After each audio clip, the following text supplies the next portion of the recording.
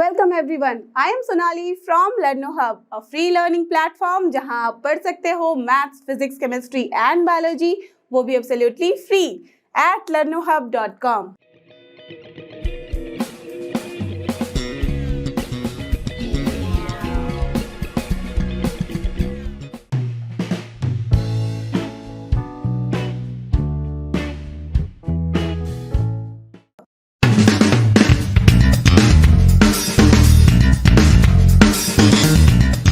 Okay बच्चों, तो चलो हम देखते हैं आज का हमारा पहला क्वेश्चन, जो कि है क्वेश्चन नंबर 8 ऑफ एक्सरसाइज 1.1। इसके अंदर देखते हैं करना क्या है। Show that the relation R in the set A, okay, A is given here 1 2 3 4 5, given by relation R this one. What is the meaning of this one? यहाँ पे r का मतलब है a, b such that mod of a minus b, mod of a minus b मतलब absolute value of a minus b is even. आप सबको पता है एब्सोल्यूट और मॉड का मतलब, यस, एब्सोल्यूट और मॉड का मतलब होता है कि इसके अंदर कोई भी नेगेटिव वैल्यू हो तो उसको हम पॉजिटिव कर देते हैं। दैट मीन्स जैसे ही हमने ये वाला मॉड वैल्यू लिखा है और इसके अंदर सपोज कुछ भी नंबर ले लो, -10 लिया, ओके फाइन, -10 है तो इसकी वैल्यू क्या होगी? Nothing but 10। That means negative को हम यहाँ डिलीट कर देते हैं। जैसे ये मॉड वैल्यू आती है, एब्सोल्यूट वैल्यू आती है, हमने सिर्फ उसके अंदर का एब्सोल्यूट वैल्यू लिखना है, जो कि हमारा होता है नंबर जो उसके अंदर है, और वो क्या हो जाएगा? -10 से 10। अगर सपोज मैंने इसके अंदर -b लिखा है, कोई भी ऐसे ही ले लिया -b कुछ भी हो सकता है यहाँ पे, तो इसकी वैल्यू भी क्या हो जाएगी? b। Got it? That means जैसे भी हमारे पास ये मॉड वैल्यू आती है तो उसका वैल्यू क्या होता है? Nothing but only that number और whatever is given here that variable. ठीक है, तो this is the meaning of this. अब यहाँ बोला जा रहा है कि जो ये mod value of a minus B है वो हमेशा इवन होगी इस पर्टिकुलर रिलेशन में, और ये जो रिलेशन है is an equivalence relation. That means हमें यहाँ प्रूव करना है कि ये जो पर्टिकुलर रिलेशन है इस सेट ए के लिए वो रिफ्लेक्सिव भी है, सिमेट्रिक भी है, एज वेल एज ट्रांजिटिव भी है। डन। तो यहाँ पे सबसे पहला पार्ट हमारा ये कह रहा है। अब आप बोलोगे ये तो बहुत बड़ा क्वेश्चन है, लेट्स सी उसके आगे क्या करना है। Show that all the elements of 1 3 5, ठीक है, are related to each other. कुछ भी नहीं है, जैसे आपने ये सॉल्व किया उसके बाद हमें आगे बढ़ना है, और उसमें करना क्या है कि इस पर्टिकुलर सेट को हमने लिया, यहाँ पे हमने सेट लिया था 1 2 3 4 5, अब जो सेट हो गया है वो हमारा हो गया है 1 3 5। अब इसमें हमें दिखाना है कि उसके सारे एलिमेंट 1 3 5 जो है वो एक दूसरे से रिलेटेड है या नहीं। रिलेटेड का मतलब क्या है? यहाँ पे जो रिलेशन है वो रिलेशन होगा दिस आर। दैट मीन्स इस आर के इस कंडीशन को क्या ये सारे एलिमेंट फुलफिल करते हैं? समझ में आई बात? तो ये करना है, और वो आप देख सकते हो कि क्या है, 1 - 3 क्या होगा? ऑब्वियसली यहाँ पे क्या होगा? वो इवन 2 होता है। 3 - 5 भी 2 होता है, तो ये भी हो गया। -2 एक्चुअली होता है, तो -2 का मॉड क्या होगा? 2, वो है इवन हमारा। That is also fine. 1 - 5 को भी अगर ले लो, 5 - 1 को भी ले लो, किसी भी तरीके से ले लो, तो क्या होगी उसकी वैल्यू? इवन ही होगी। क्यों? बिकॉज ये क्या है हमारा? ऑड नंबर्स है, और हम सबको पता है कि जब भी हम ऑड नंबर्स का डिफरेंस लेते हैं तो वो क्या होता है? यस, परफेक्ट, दैट इज हमेशा इवन। ठीक है, तो दैट्स वाई ये वाला कंडीशन फुलफिल होगा, तो हम आराम से प्रूव कर सकते हैं। आंसर मैंने आपको बता दिया है, बट यू विल सी कि हमें कैसे इसको सॉल्व करना है। डन। सिमिलरली ये वाला भी चीज यहाँ पे गिवन है, इसे भी आपको दिखाना है कि 2, 4 जो है इसके भी एलिमेंट्स एक दूसरे से रिलेटेड होंगे, राइट। अब उसके बाद नेक्स्ट क्वेश्चन क्या कह रहा है यहाँ? But no element of 1 3 5 is related to any element of 2, 4।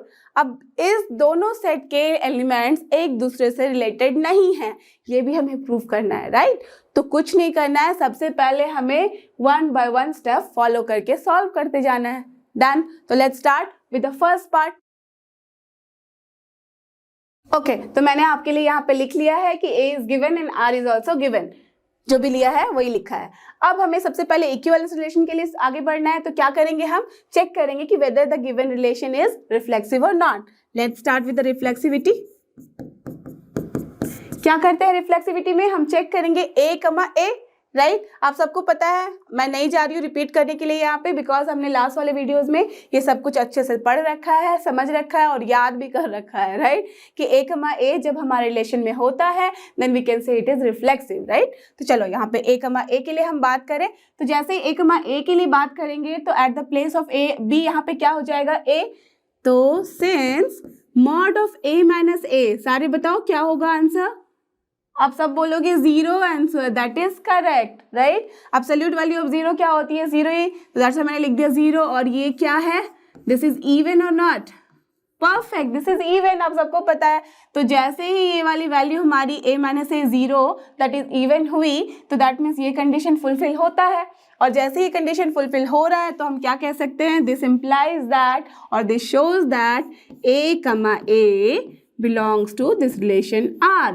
और जैसे ही ये वाली कंडीशन हमारी सही होती है, therefore what we can say, yes R is reflexive. Clear? बहुत इजी है। रिफ्लेक्सिव तो हमने छठ में चुटकी में जाते ही सॉल्व कर लिया। डन। अब चलो चलते हैं हम सिमेट्रिसिटी की तरफ। फाइन। अब बताओ मुझे सिमेट्रिसिटी में हम क्या करते थे? Very nice. हम करते थे चेक a, b को। अगर a, b है उस रिलेशन में तो हम चेक करेंगे कि b, a भी होना चाहिए। तो चलो हम बढ़ते हैं आगे। इफ सपोज a, b है यहाँ पे, right, a, b belongs to R।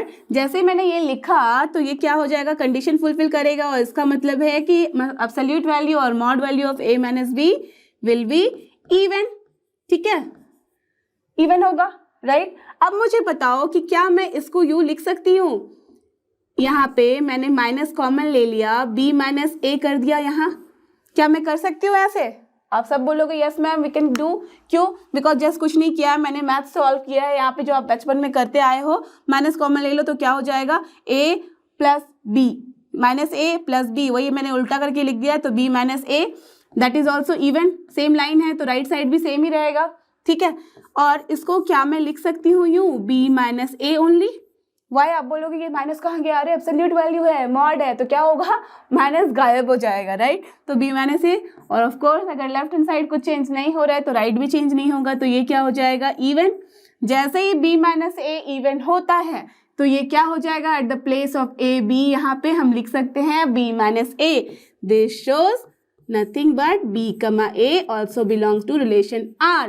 और जैसे ही हमने ये वाला कंडीशन फुलफिल किया, दिस शोज और दिस इम्प्लाइज दैट, बताओ, relation R is nothing but symmetric.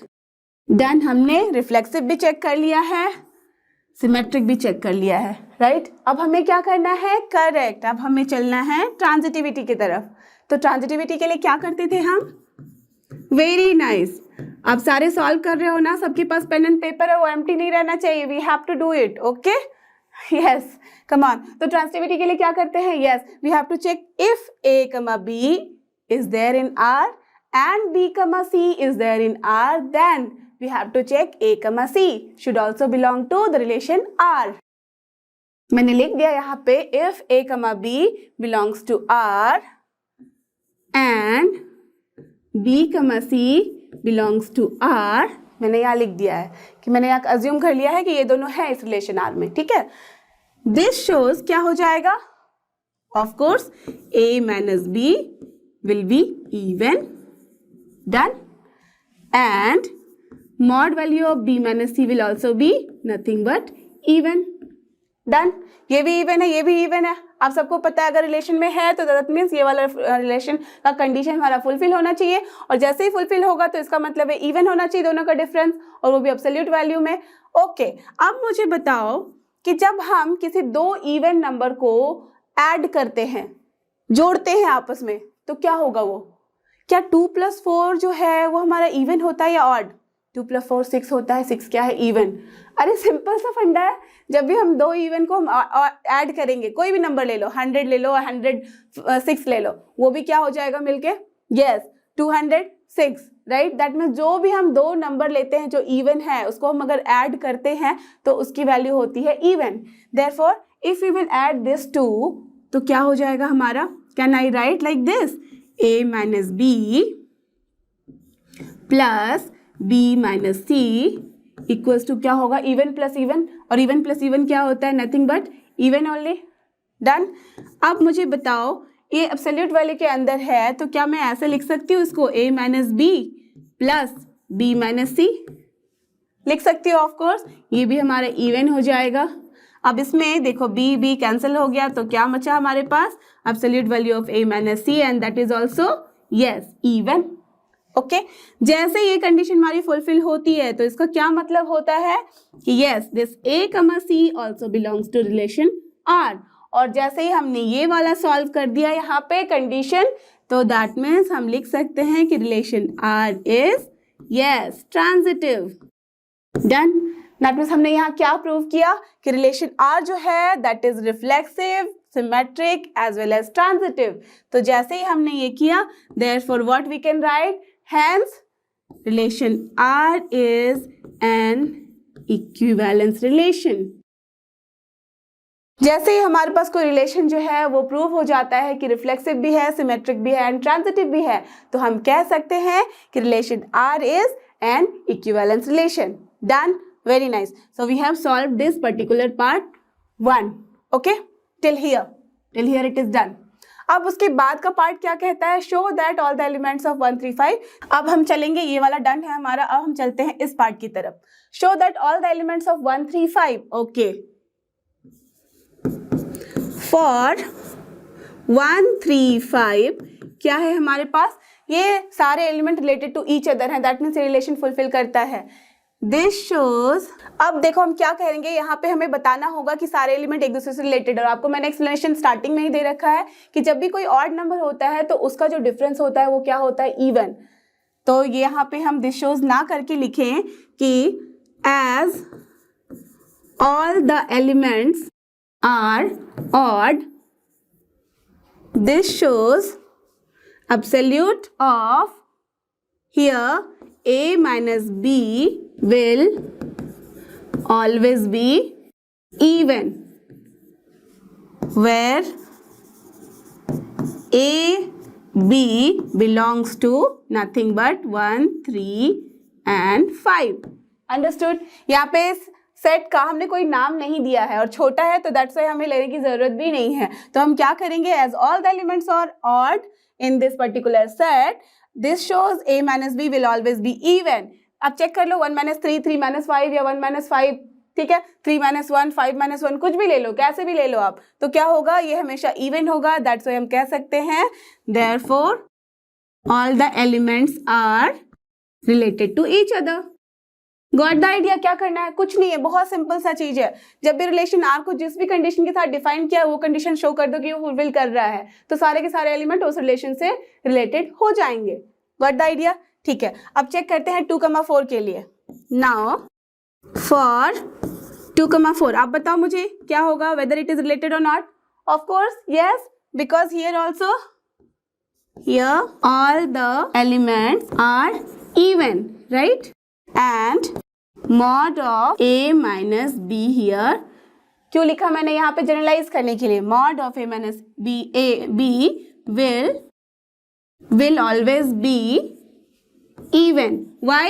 Because जब भी हम डिफरेंस लेते हैं टू इवन नंबर्स का तो वो क्या होता है, नथिंग बट इवन। देख लो 2 का -4 क्या होगा 2, 4 - 2 भी क्या होता है हमारे पास 2, जो कि हमारे पास इवन है। तो क्या लिख दिया, here all the elements are even and a minus b will always be even. Therefore what, for a b, for all a b belongs to nothing but 2,4. Got the idea?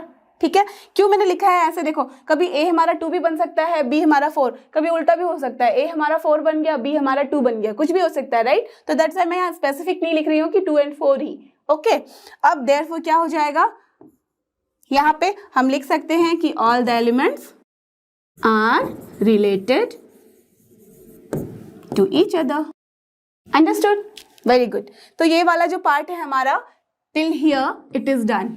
Okay, अब हमें ये जो second part है इसको solve करना है। इसमें हमें करना है but no element of 1 3 5 is related to the element 2,4। Now tell me, यहाँ पे एक है हमारे पास सेट 1 3 5 और दूसरा सेट है 2,4। अब मुझे बताओ, जब भी हम डिफरेंस लेंगे किसी भी इवन और ऑड का या फिर ऑड या इवन का, तो क्या होता है, जस्ट टेक द एग्जांपल, 1 - 2 किया तो क्या आ जाएगा हमारे पास, इसकी एब्सोल्यूट वैल्यू ले लो, क्या हो जाएगा 1, ठीक है। अगर मैं ले लिया 5 - 4, ठीक है, 5 - 4 ले लिया तो क्या आ गया हमारे पास 1। ओके, ये क्या है, ऑड है, ये भी क्या है, ये भी ऑड है। अब चलो कोई और ले लो, कि चलो हमने ये वाला देखा, आप किसी और को देखते हैं, तो 4 - 3 ले लिया, ये भी हमारे पास 1 आ रहा है और ये क्या होता है हमारे पास, नथिंग बट ऑड। चलो अब 5 - 2 ले लेते हैं, और 2 - 5 ले लेते हैं एब्सोल्यूट वैल्यू, तो क्या आता है हमारे पास 3, वो भी ऑड होता है। आप सबको पता है जब भी हम डिफरेंस लेते हैं किसी इवन एंड ऑड का या ऑड एंड इवन का, तो क्या होता है वो होता है ऑड नंबर। तो दैट मीन्स वो इवन नहीं होगा, जैसे ही वो इवन नहीं होगा तो क्या होगा, वो कंडीशन फुलफिल नहीं करेगा। That's why that will not be related to each other. This is the explanation.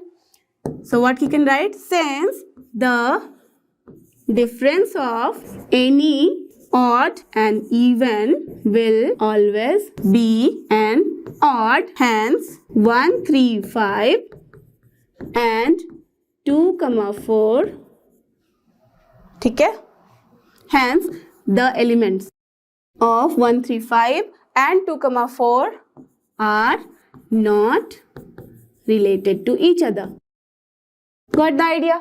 आपने देखा ना, ये कुछ नहीं है, बस जो भी लॉजिक आपने समझा है उसको यहाँ पे राइटिंग में अच्छे से एक्सप्लेन कर देते हैं। That's all. This is your proper solution of this particular big question. But actual में ये बिग नहीं था, राइट? बस लिखा हुआ है, आप डरो मत। जब भी क्वेश्चन इतने बड़े हो तो पार्ट बाय पार्ट हम सॉल्व करते जाएंगे and you will be with your answer. Done? Okay बच्चे, तो अब हम चलते हैं नेक्स्ट क्वेश्चन की तरफ, जो कि हमारा क्वेश्चन नंबर 9। देखते हैं इसमें क्या करना है। Show that each of the relation R in the set A, okay, given by this and this is an equivalence relation. Find the set of all elements related to one in each case. Okay, तो यहाँ पे हमारे पास जो relation R है वो 2 form में दिया हुआ है, ठीक है। 2 क्वेश्चन है, सब पार्ट्स है इसके, तो जिसमें दोनों में ही हमने रिलेशन R को डिफरेंटली यहाँ पे एक्सप्लेन किया हुआ है। पहले वाले में R is equals to A minus B, A, B such that mod of A minus B, ये सिमिलर है लास्ट वाले क्वेश्चन की तरह। Mod of A minus B मतलब पॉजिटिव वैल्यूज होंगी जब भी एब्सोल्यूट वैल्यू होगा, is a multiple of 4। Okay, वहां पे इवन था, यहाँ पे मल्टीपल ऑफ 4 है। और दूसरा रिलेशन R क्या है यहाँ पे, A, B such that A equals to B। So simple, जो भी है A equals to B होगा। ओके, तो अब हमें देखना है कि ये जो है रिलेशन R दोनों ही कंडीशन में फॉर द सेट A, जहाँ पे A है belongs to Z, for Z का मतलब यहाँ पे इंटीजर है, और इंटीजर जो है कहाँ से कहाँ तक स्टार्ट हो रहा है, 0 to 12 including 0 also and 12 also, is an equivalence relation. That means हमें यहाँ पे प्रूव करना है कि दोनों ही कंडीशन में for 1 also and 2 also the relation R is nothing but reflexive, symmetric as well as transitive. बस ये 3 चीज ही तो करनी है हमें इस चैप्टर के अंदर, राइट? और उसके बाद प्रूव कर देना है कि वो इक्विवेलेंस रिलेशन है, ठीक है। तो क्या करते हैं हम, पहले हम ये वाला पार्ट सॉल्व करते हैं। Don't focus on this one, ये वाला उसके बाद में बताती हूँ, ठीक है। चलो लेट्स स्टार्ट। ठीक है, तो मैं पहले ले रही हूँ question number 1, that means condition 1। तो यहाँ पे R क्या है, R is given as A, B such that mod of A minus B is a multiple of 4। Done, ठीक है, ये हमारा गिवन है। साथ ही साथ A क्या गिवन है हमारे पास, यहाँ पे 0 to 12, तो दैट मीन्स क्या क्या है इसके अंदर, 0, 1, 2, 3, 4, 5, 6, 7, 8, 9, 10, 11 एंड लास्ट वन इज 12। ठीक है, देखो आप, ये डिफरेंस है। रोस्टर फॉर्म में लिखा तो पूरा कहानी लिखना हो गया यहाँ पे, बट यहाँ पे हमने छोटे में लिख दिया इसको, भाई ऐसा है। आप भी समझ गए वही मीनिंग है, यहाँ पे हमने भी समझ लिया वही मीनिंग है। ओके, अब चलो अब देखते हैं इसके आगे क्या करना है हमें। तो सबसे पहले हमें प्रूव करना है कि इक्विवेलेंस रिलेशन है, तो चलो हम चेक करते हैं रिफ्लेक्सिविटी को। रिफ्लेक्सिविटी के लिए क्या करना होता है, A, A सबको पता है। Since here tell me mod of A minus A क्या होगा, 0। 0 को क्या हम लिख सकते हैं, 4 into 0, आप सबको पता है लिख सकते हैं, that means multiple of 4, right? That is multiple of 4। जैसे ही हमारा ये कंडीशन फुलफिल हुआ तो क्या हो गया, ये A, belongs to relation R, और जैसे ये हुआ this shows that R is yes reflexive. कोई प्रॉब्लम है इसमें समझने में? I don't think so. आप सबको समझ में आ गई अच्छे से। ओके, चलो अब चलते हैं हम सिमेट्रिसिटी की तरफ। ओके, सिमेट्रिसिटी में क्या करना है हमें यहाँ चेक करना है A, B and B, A।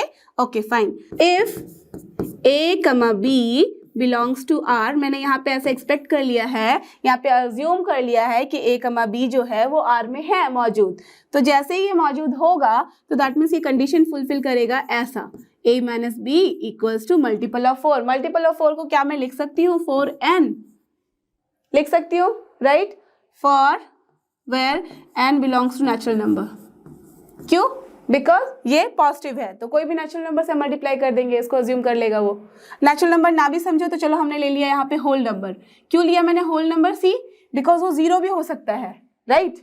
ठीक है, इस वाले कंडीशन में देखो यहाँ पे जैसे ये जीरो हुआ तो वो नेचुरल नंबर नहीं है जीरो, तो इसलिए हमने ले लिया होल नंबर। ओके, ठीक है, तो a minus b equals to 4n हमने ले लिया। अब हमें क्या करना है, इसको हमें प्रूफ करना है उल्टा b माइनस ए। तो उसके लिए हम क्या करेंगे, जस्ट लाइक लास्ट क्वेश्चन में हमने किया था, we can just take minus common, तो ये क्या हो जाएगा b माइनस ए। जैसे ये b माइनस ए होगा तो इधर कुछ चेंज होने वाला नहीं है, तो हम इसको ऐसे लिख सकते हैं। डन। अब इसके बाद ये माइनस वैल्यू हम हटा सकते हैं क्योंकि एब्सोल्यूट वैल्यू है, तो we can write like this, b minus a equals to nothing but 4n।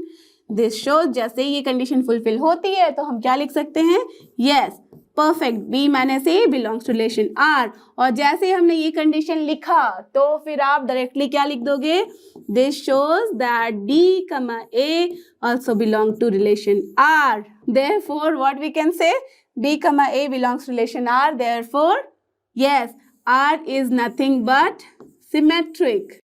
Got the idea? इसको दो बार लिखने की जरूरत नहीं है, मैंने यहाँ पे लिख दिया है for your better understanding. Okay, that mean जैसे ये कंडीशन फुलफिल होती है directly we can say that r, जो रिलेशन r है वो सिमेट्रिक है। तो हमने यहाँ पे रिफ्लेक्सिव भी कर दिया सॉल्व और सिमेट्रिक भी कर दिया। अब हमारे पास क्या बचता है तीसरा कंडीशन इक्विवेलेंस के लिए, यस ट्रांजिटिव।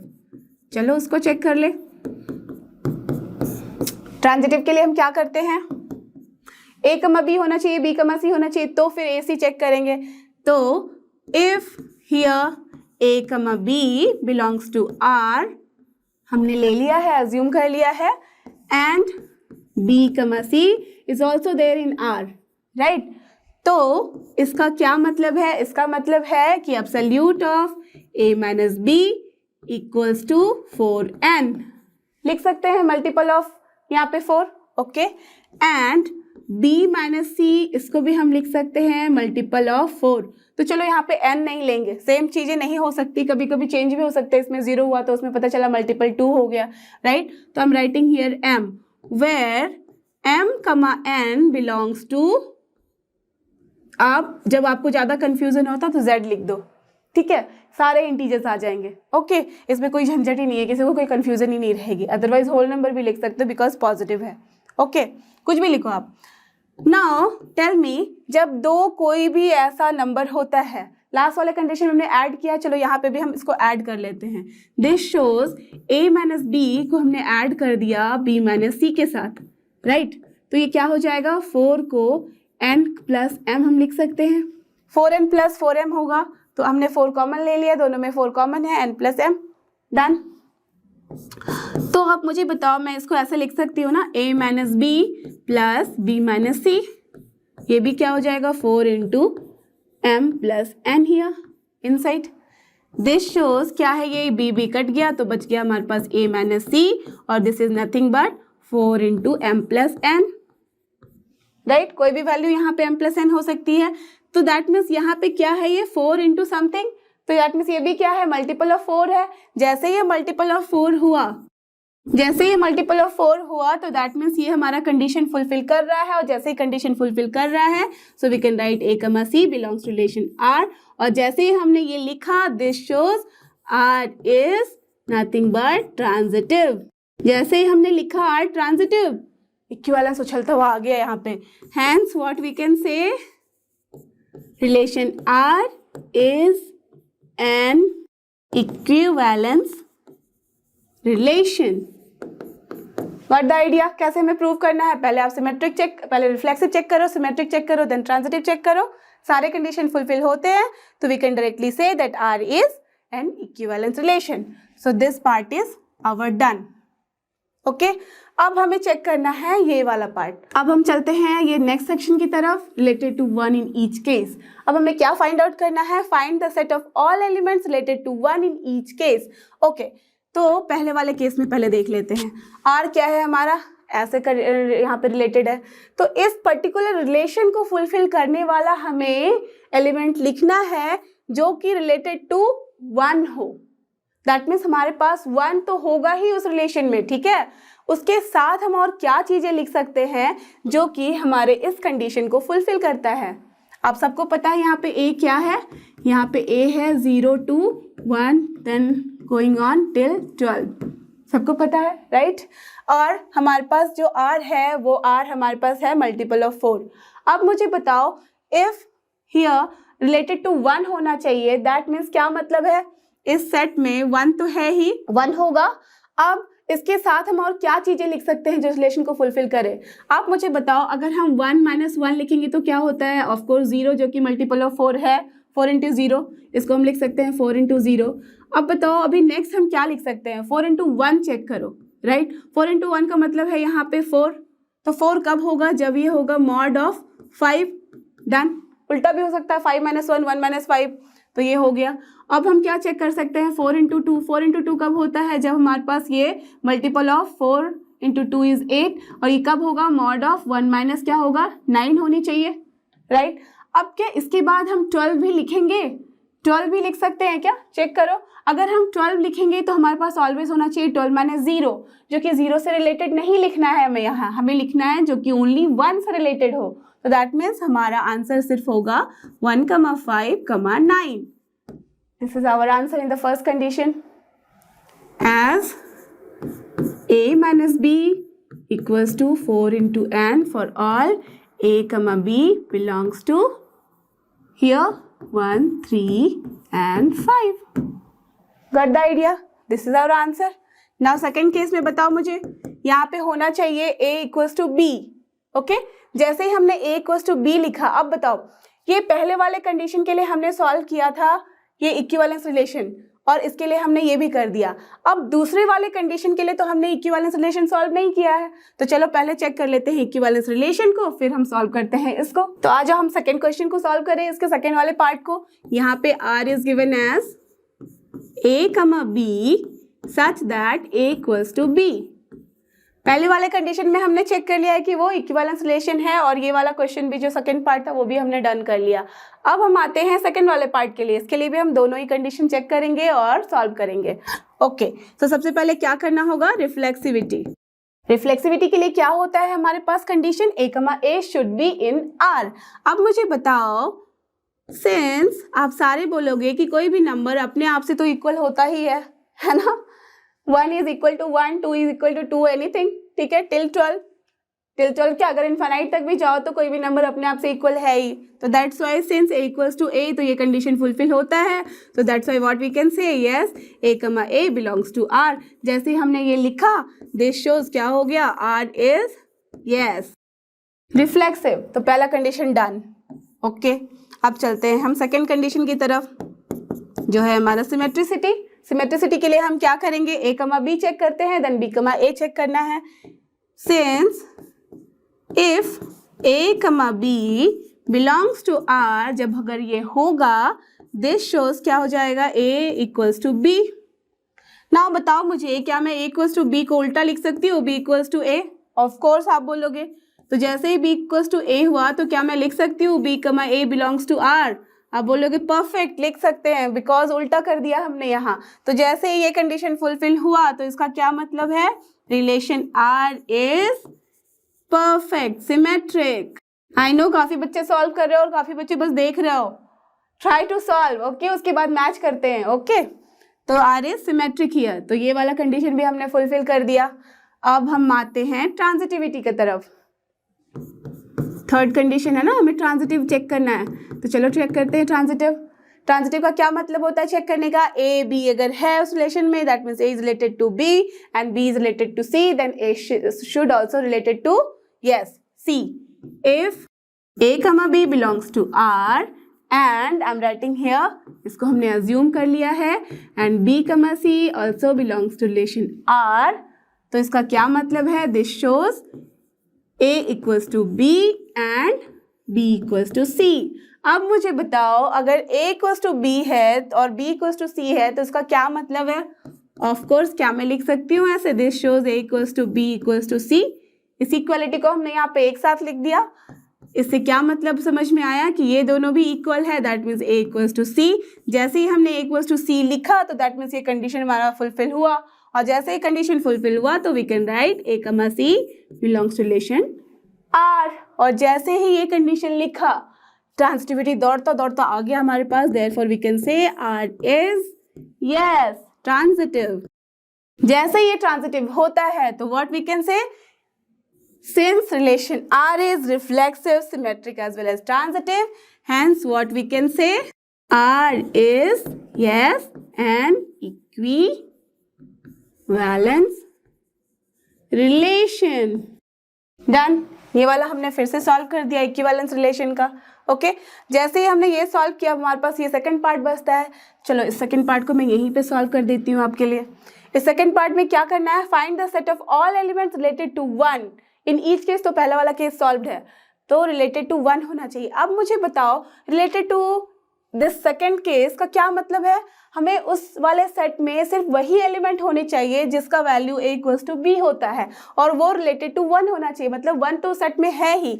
तो जैसे ही मैंने लिखा यहाँ पे उस सेट की वैल्यू को, तो ये क्या हो जाएगा इस वाले केस में, इस वाले केस में हो जाएगा ओनली हियर वन. क्यों, बिकॉज देखो जैसे ही वन लिखा तो that means one equals to one ही हो सकता है. a इक्वल्स टू b है वो तभी होगा जब वन के अलावा और वहाँ पे कोई चीज़ें ना हो, तभी हम बोल सकते हैं इस रिलेशन को कि वो रिलेटेड है वन से with this particular relation. Okay since one equals to one, that's why we can say that this is the only answer, this is solved. Got the idea. तो कोई भी क्वेश्चन बड़ा नहीं होता, बस हम उसे पार्ट बाई पार्ट सॉल्व करते जाना है तो हमारे पास सोल्यूशन इजीली मिल जाएंगे. राइट ओके बच्चों, तो अब हमारे पास आता है क्वेश्चन नंबर 10. इसमें देखते हैं हमें करना क्या है. Give an example of a relation which is this this this and this. That means यहाँ पे हमें अभी जो प्रीवियस क्वेश्चंस थे उसमें हमें प्रूफ करना था कि इक्विवेलेंस है या नहीं, रिफ्लेक्सिव है या नहीं, सिमेट्रिक है या नहीं, या ट्रांजिटिव है या नहीं. ठीक है, अब यहाँ पे हमने सॉल्व कर लिया है, हमें समझ में आ गया है कि कोई रिलेशन कब सिमेट्रिक होता है, कब रिफ्लेक्सिव होता है और कब ट्रांजिटिव होता है. तो वो सारे कॉन्सेप्ट को यूज करते हुए हमें यहाँ पे खुद से अपना एक एग्जाम्पल देना है. ठीक है, और वो एग्जाम्पल हमें यहाँ पे सिमेट्रिक भी बताना चाहिए, जो भी रिफ्लेक्सिव है या ट्रांजिटिव नहीं है, जो भी कंडीशंस दिए हुए हैं उसके अकॉर्डिंग होना है. डन. तो ये हमारा क्वेश्चन. अब चलो हम स्टार्ट करते हैं क्वेश्चन नंबर 1 की तरफ. ठीक है, तो मैं इसका आंसर यहीं पे लिख डालूंगी सो दैट आपको इजी हो समझने में. यहाँ पे पढ़ के आप आराम से लिख सकते हो कि क्या है. ओके पहले वाले कंडीशन में है कि जो रिलेशन हमारे पास होना चाहिए, एक रिलेशन का हमें एग्जाम्पल देना है. दैट मीन्स ऑफ कोर्स हम आर लिखेंगे, आर इक्वल्स टू समथिंग लिखेंगे कर्सिव ब्रैकेट के अंदर, क्योंकि रिलेशन है वो सेट होता है. अब उसमें ऑर्डर्ड पेयर में हमारे पास होने चाहिए जो भी वैल्यूज होंगी.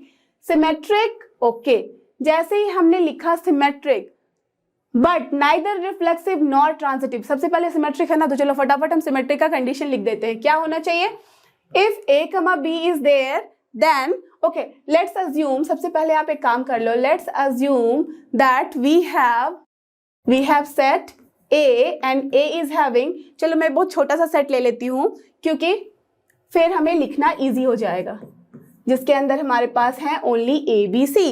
3 टर्म्स हैं, 3 एलिमेंट्स हैं. Let assume that we have set a equals to abc. अब इस पर्टिकुलर से, क्योंकि देखो जब भी हम कोई भी रिलेशन लिखते हैं तो किसी पर्टिकुलर सेट के लिए लिखते हैं ना, तो जैसे ही हमने यहाँ पे लिखा अज्यूम कर लिया कि जो सेट है हमारे पास वो abc है. अब जब हम रिलेशन लिखेंगे वो इसी एलिमेंट्स के टर्म्स में होंगे. ओके डन, अंडरस्टूड क्यों हमने सेट लिखा. अब हम इसके लिए रिलेशन डिफाइन कर रहे हैं. ओके तो पहला वाला रिलेशन क्या है हमारे पास, सिमेट्रिक होनी चाहिए. जैसे ही सिमेट्रिक के बारे में मैंने बात करी तो आप सब समझ गए कि a, b अगर है तो यहाँ पे b, a भी होना चाहिए. डन. जैसे ही मैंने b, a लिखा मैं यहाँ पे स्टॉप कर जाती हूँ. Why I have stopped here?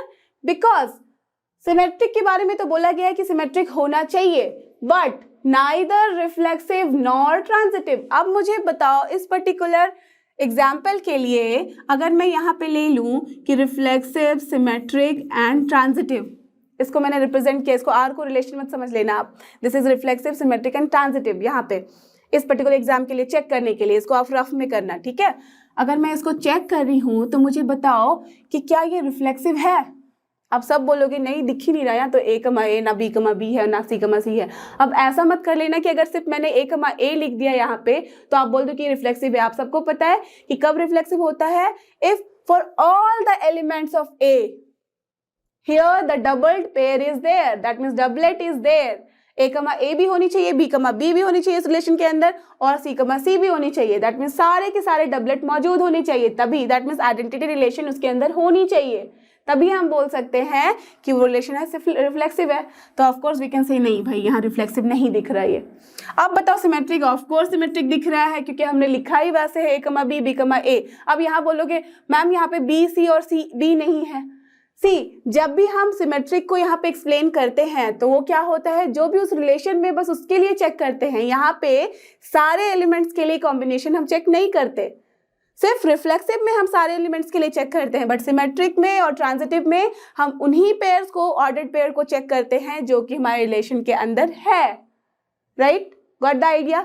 जैसे ही ये हमारे रिलेशन के अंदर है तो हम बोल सकते हैं कि हाँ ये दोनों तो फुलफिल कर रहे हैं उस कंडीशन को, that's why it is symmetric. अब चेक करते हैं ट्रांजिटिव को, चलो ट्रांजिटिव चेक करें। ए बी है, ओके, बी ए है, फाइन, दैट मीन्स बी से भी स्टार्ट होने वाली चीजें हैं वहां पे, तो क्या होना चाहिए था हमारे पास कायदे से A comma A should also be there, but ये नहीं है। जैसे ही ये नहीं है तो हम कह देंगे कि क्या है, ये ट्रांजिटिव नहीं है। और हमारे पास यही कंडीशन था पहला, symmetric but neither reflexive nor transitive. Got the idea? So this is our answer for question number 1। Done, perfect. अब हम चलते हैं क्वेश्चन नंबर 2 की तरफ।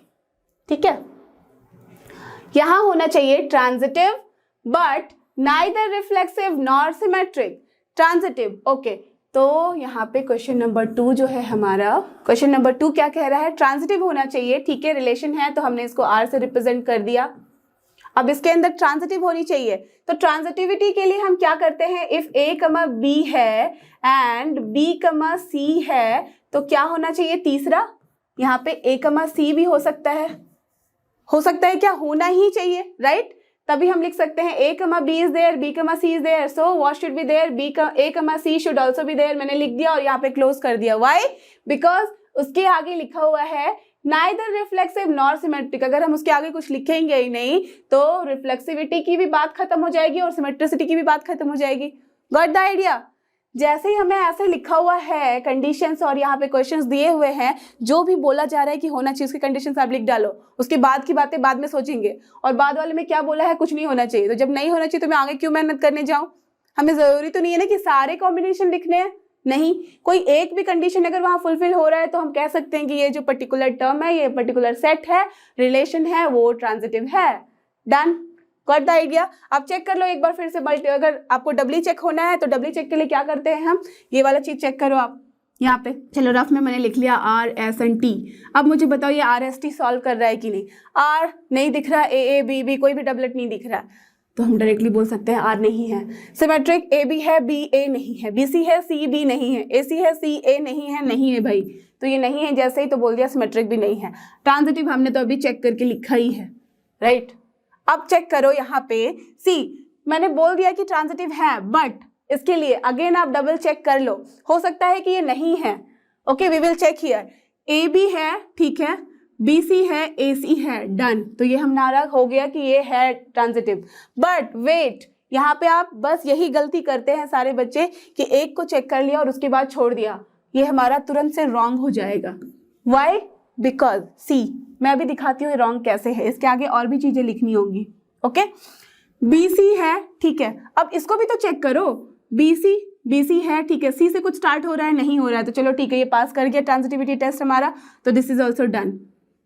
अब हम चेक करते हैं इसके लिए भी, ए सी के लिए, ए सी है, ठीक है, सी से कुछ स्टार्ट नहीं हो रहा है तो फिर नहीं है ये। ओके, अब कुछ और चेक करो आप, ए बी को भी चेक कर लिया, बी सी को भी चेक कर लिया, ए सी को भी चेक कर लिया। अब हम सबके लिए बोल सकते हैं कि ये जो रिलेशन है वो ट्रांजिटिविटी टेस्ट को पास कर गया है। जब हम ये बोलेंगे कि तीनों के लिए पास कर गया है तभी हम इसको बोल सकते हैं कि ये रॉन्ग नहीं है, ये करेक्ट है। Got the idea?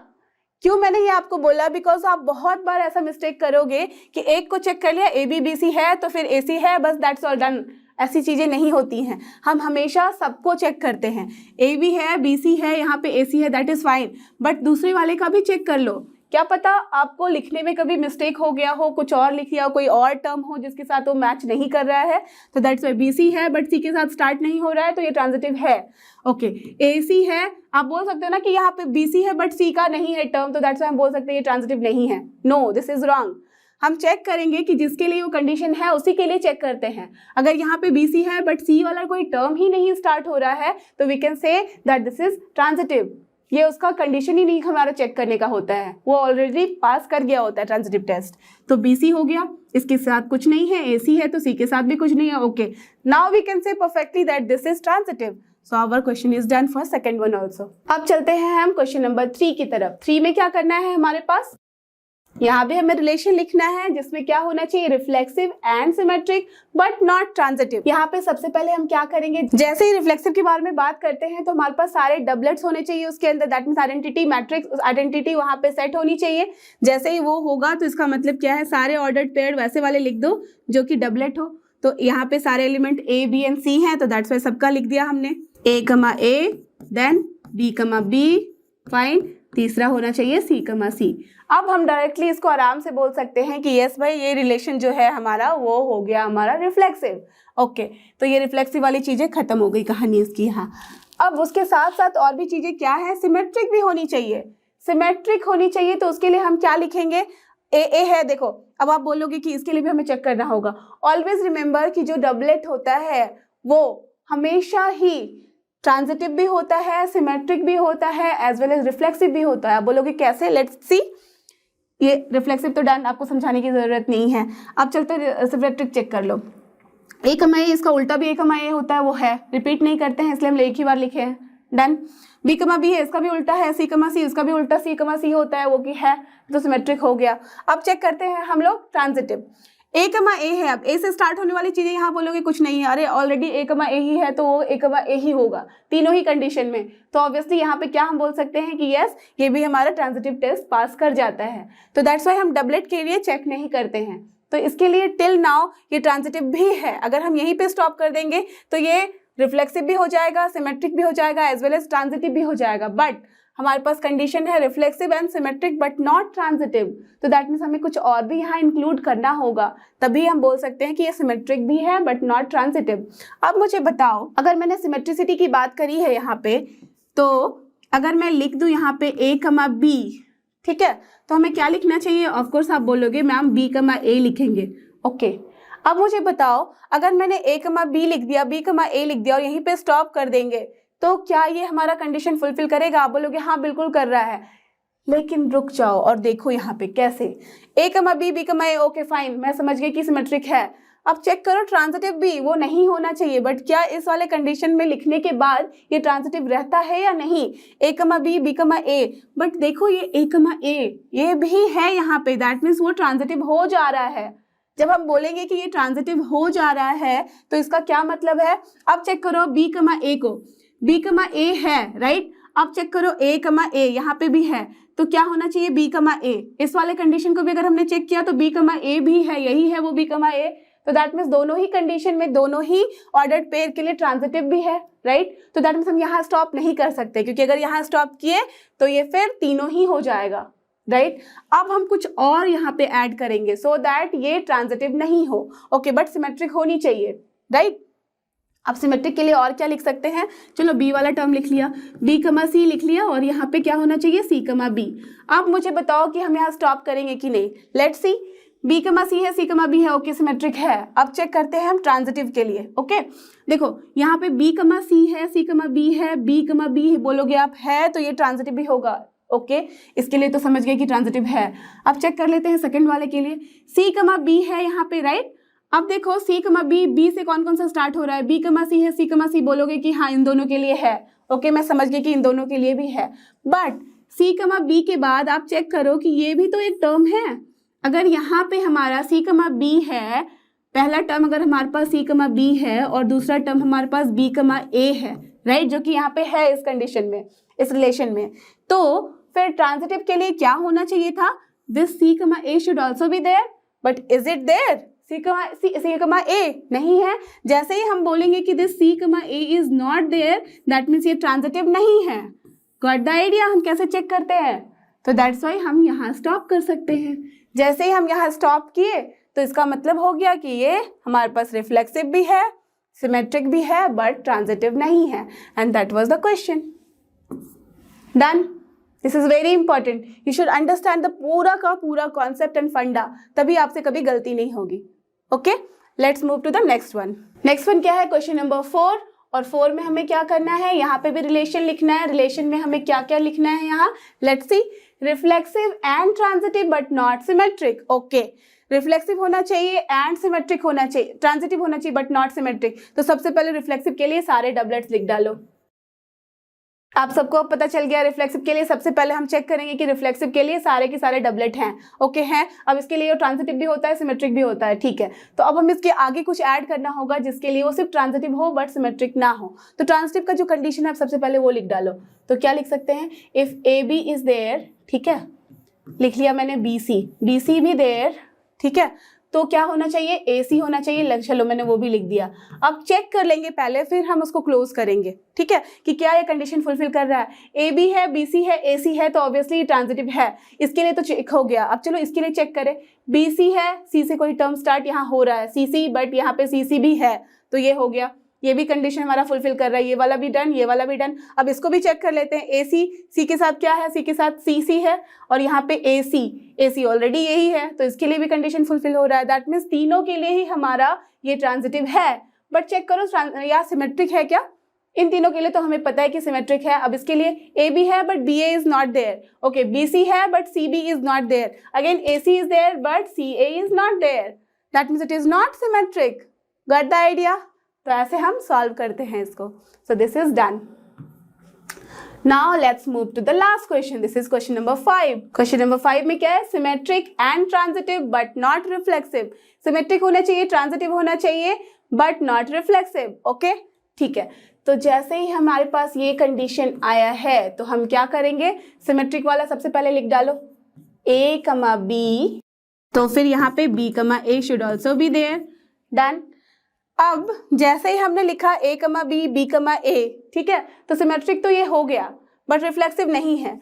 ट्रांजिटिव भी होना चाहिए, देखो लिखा है ट्रांजिटिव भी होना चाहिए। ट्रांजिटिव होने के लिए क्या होना चाहिए, if A B is there, B C is there, A C should also be there. तो यहाँ पे ए सी क्या है, नथिंग बट a, a, तो can I write a, a और I will stop here only. अब बोलोगे क्यों स्टॉप कर लिए ma'am, see because a, b है, b, a है और a, a, तो ये ट्रांजिटिव हो गया। अब चेक कर लिए इसके लिए, अब इसके लिए चलो चेक करें, b, a है, a, a है, b, a यही है, तो ये सॉल्व हो रहा है। दैट मीन्स दोनों ही कंडीशन के लिए और इसके लिए भी चेक करो तो ये सबके लिए सिमेट्रिक भी होता है और ट्रांजिटिव भी होता है, तो इसको चेक ही नहीं करना है हमारे पास। तो ये तीनों ही चीज़ों के लिए ये सिमेट्रिक भी है, because see a, a symmetric तो होता ही है, इसके लिए भी सिमेट्रिक है, इसके लिए भी और ट्रांजिटिव भी है तीनों ही कंडीशन में, बट रिफ्लेक्सिव नहीं है बिकॉज यहाँ पे a, a तो है but b, b and c, c नहीं है। दैट मीन्स सारे डबलेट्स मौजूद नहीं है, तो जैसे सारे डबलेट्स मौजूद नहीं है तो रिफ्लेक्सिव नहीं है।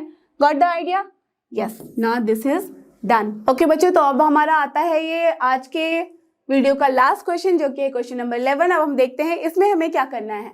Show that the relation R in the set A of points in a plane given by R equals to this till here is an equivalence relation. Further show that the set of all points, okay fine, I'm not reading this line. अब यहाँ पे देखो आपके पास करना क्या है कि एक रिलेशन डिफाइंड है R और एक सेट भी डिफाइंड है A। अब A के अंदर क्या है, चलो मैं यहाँ पे आपके अंडरस्टैंडिंग के लिए लिख डालती हूँ। A is given here of points in a plane। A के अंदर कुछ नहीं है, जबकि क्या है यहाँ पे, इसके अंदर है points, all the points in a plane। तो ये आपके लिए अब इजी हो जाएगा समझना, ठीक है। A में क्या है, सारे points in a plane. Okay, अब रिलेशन R क्या कहता है, R में डिफाइंड है हमारे पास 2 points P and Q in an ordered pair such that here distance of the point P from the origin, okay, that means अगर ये हमारा कोई भी ये कोऑर्डिनेट सिस्टम तो यही होता है और this is our origin. Origin को हम कैसे डिनोट करते हैं, 0,0 से, right.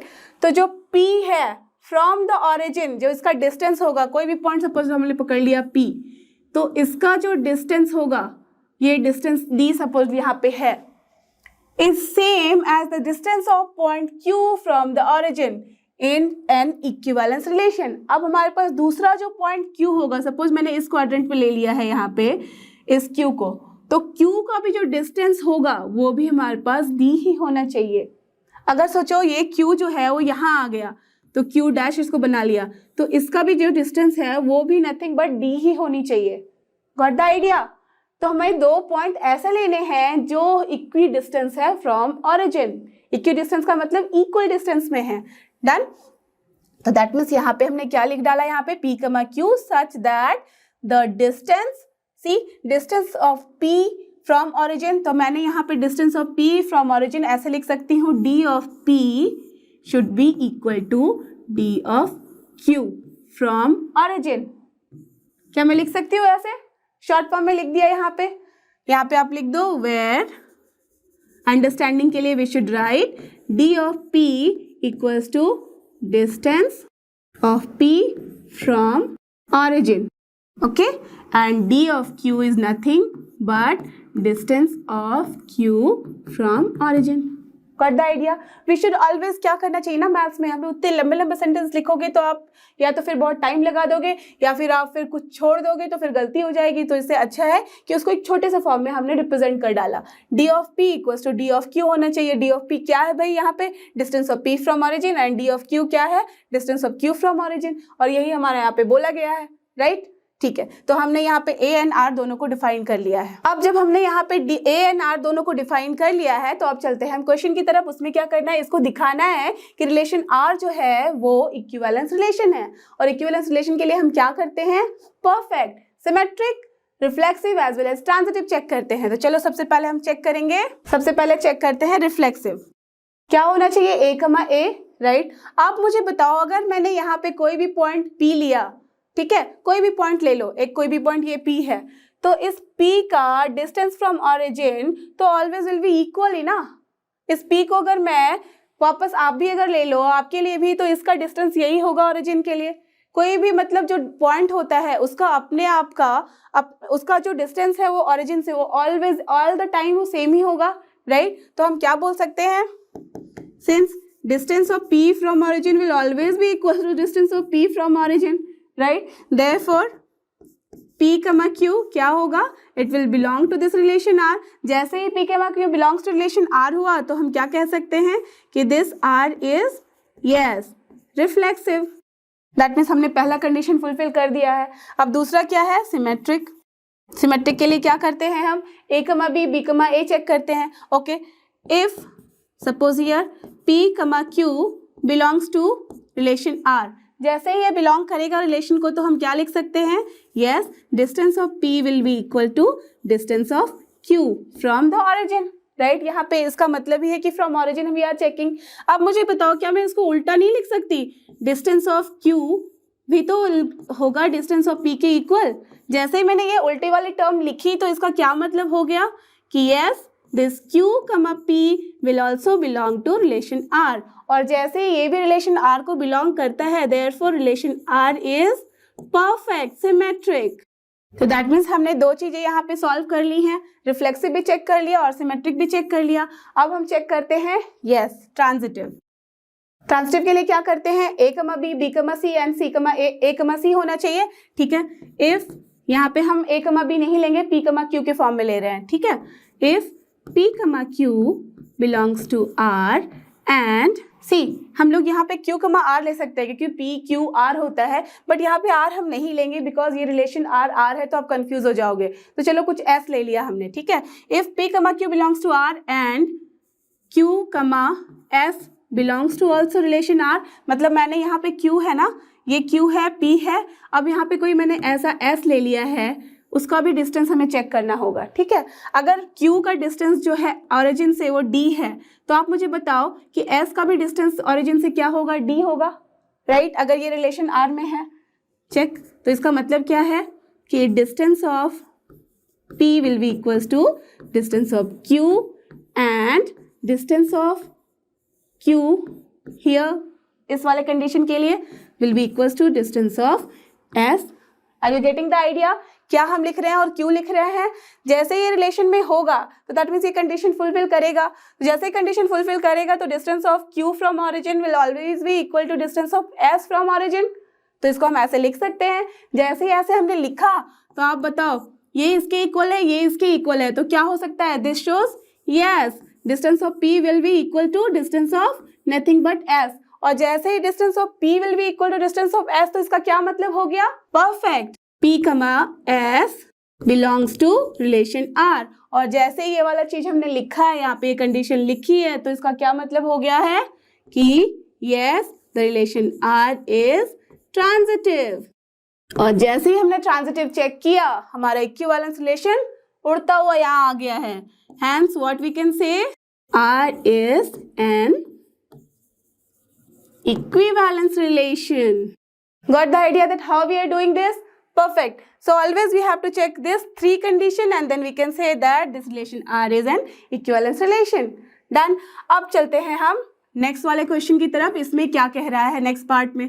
Further show that the set of all points related to a point P is not equals to 0 0। That means क्या कहने का मतलब है कि जो पॉइंट P लेंगे हम लोग, set of all point P, ठीक है, मतलब कोई भी नंबर ले सकते हैं हम लोग, कोई भी पॉइंट ले सकते हैं, बट वो 0 0 नहीं होना चाहिए। दैट मीन्स उस पॉइंट को हम लोग कभी भी ऑरिजिन नहीं बना सकते। कोई भी अदर पॉइंट ले सकते हैं, यहाँ ले सकते हैं, यहाँ ले सकते हैं, कहीं भी ले सकते हैं, इधर उधर कहीं भी ले सकते हैं, राइट?